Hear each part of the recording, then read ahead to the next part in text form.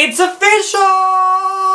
Who will make the cut? Who will win our hearts? MJT Reviews.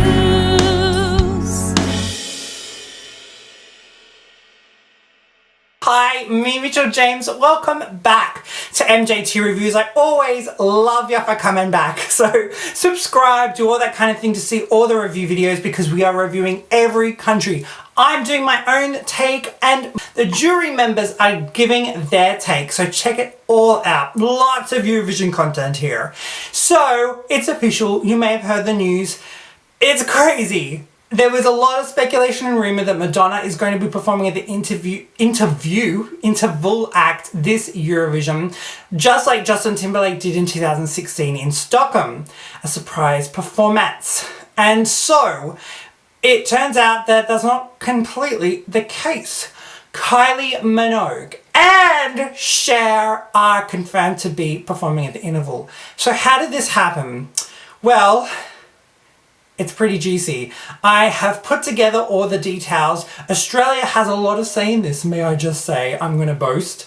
Not just because Kylie Minogue is Australian, but I'll tell you the story. So this all happened from the fact that Blink TV, which is part of the Australian delegation production company, they actually produced the Gay and Lesbian Mardi Gras, which they've been doing for a few years now. Last year in 2018, Cher was at the event and they got to interview her. Here is a snippet with Joel Creasy and Cher. What do your LGBTQI fans mean to you?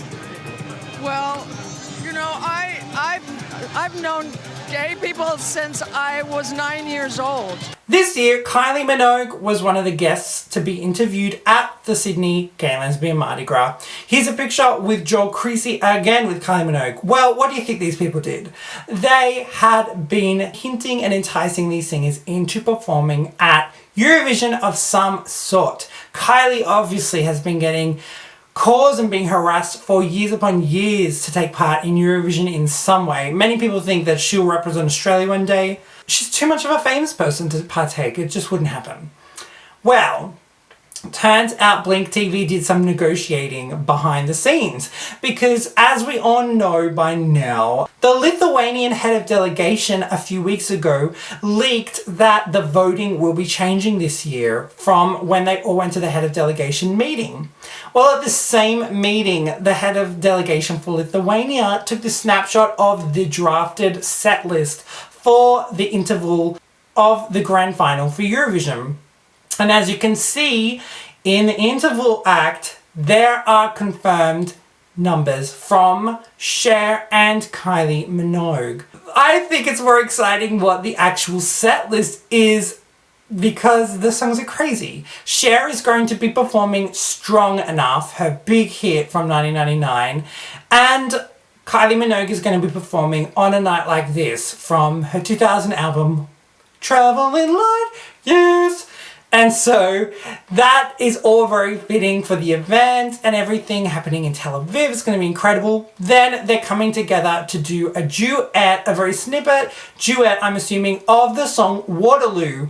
Why? Well, Cher's been having a bit of a love affair with ABBA for the past year or so, partaking in Mamma Mia, Here We Go Again, and also doing an ABBA tour with her ABBA album. And it's coming to Europe. She just did it in Australia and New Zealand. She's doing a big Here We Go Again tour. So this is kind of interlining that. Kylie has a world tour with her Golden Years album. It's all being interlined. So that's what they're doing. They're doing this incredible medley. I don't know if they're going to be singing Strong Enough and On a Night Like This together. I have a feeling it's going to be separately and then they kind of come together to do Waterloo. It's going to be crazy. Also, Waterloo has a connection with Eurovision because it was the song that ABBA won Eurovision with. So that's how it all interlinks. It's going to be a really exciting night. Comment below what you think of all of this. It's pretty cool. So this is going to be huge. I can't wait to see it. It's going to be crazy. And Eurovision takes place on May 18. and all of this will take place on May 18 in your dreams, because this is April Fool's. As if this is happening, as if this is occurring. You just got April Fooled. Or did you? Did you see all this? Did you know exactly that this was going to be happening? This ain't happening. So comment below if you got fooled or not. I have a feeling everyone kind of just worked out what's happening. Give this video a like if you did not get fooled. Because I feel like that's the way to go with this. And yeah, I'll see how many people didn't get fooled by the number of likes in this video. Last year I also did an April Fool's video where I did a review video for Kosovo, who was competing last year, and it turned out it was just an original by one of our jury members this year, Elise Turner. So it wasn't a song for Kosovo, and Kosovo was not competing. So yeah, this is another interesting April Fool's. I'm sure you all got tricked, not. But it's not an April Fool that I'm doing Eurovision review videos, if you didn't know. Every country, and we have jury members from near and far. We have jury members from Asia, United Kingdom, we have an Australian composer and myself, and so we're all coming together to give our diverse ideas and opinions on the entries this year. We're going to also do a ranking at the end of all the reviews. It's pretty cool, so if you're not in touch with MJT Reviews, you should get on board. But we've already got a bunch, so you can catch up, subscribe to see more review videos and all that kind of shebang. April Fools, bitches! Until next time, for reals, bonsoir Europe, and goodbye. Who will make the cut? Who will win?